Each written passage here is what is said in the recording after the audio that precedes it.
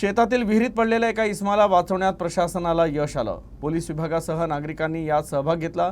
मूर्तिजापूर तालुक्यातील उमरी शेत शिवारात हे रेस्क्यू ऑपरेशन राबवण्यात आलं। ठाणेदारांनी मूर्तिजापूर उपविभागीय अधिकारी संदीप अपार यांना माहिती देऊन तत्काळ रेस्क्यू ऑपरेशन करता आपल्या सहकार्यांना घेऊन तिथे दाखल झाले। तर घटनास्थळी मोठी कच्ची विहीर, त्यामध्ये 20 ते 25 फूट पाणी आणि पाण्यात इसम पडलेला आढळून आला। मात्र विहीर पूर्णपणे कच्ची असल्याने विहिरीत जाण्यासाठी किंवा वर येण्यासाठी कुठल्याही प्रकारचा ठोस मार्ग नव्हता। मात्र तरीही तत्काळ रेस्क्यू ऑपरेशन चालू करण्यात आलं।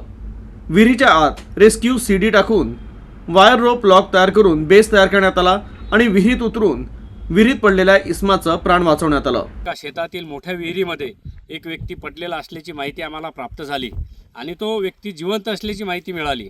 आम्ही क्षणाचाही विलंब न करता पिंजरीतील मानवसेवा आपत्ती व्यवस्थापन फाउंडेशनच्या संत गाडगेबाबा आपत्कालीन शोध व बचाव पथकाची रेस्क्यू वाहन, रेस्क्यू रुग्णवाहिका, रेस्क्यू साहित्य घेऊन आमची रेस्क्यू टीम, मी जीवरक्षक दीपक सदाफळे, मयूर सडेदार, शरद महल्ले, शुभम वानखळे, महेश वानखळे, आम्ही तात्काळ अर्ध्या तासात या विहिरीजवळ पोहोचले असता या विहिरीमध्ये तो व्यक्ती एका काठावर थांबलेला होता आणि विहिरीमध्ये जवळपास डीपमध्ये 15 ते 20 फूट खोल पाणी आणि वरचा डिस्टन्स हा 30 फुटापर्यंत होता।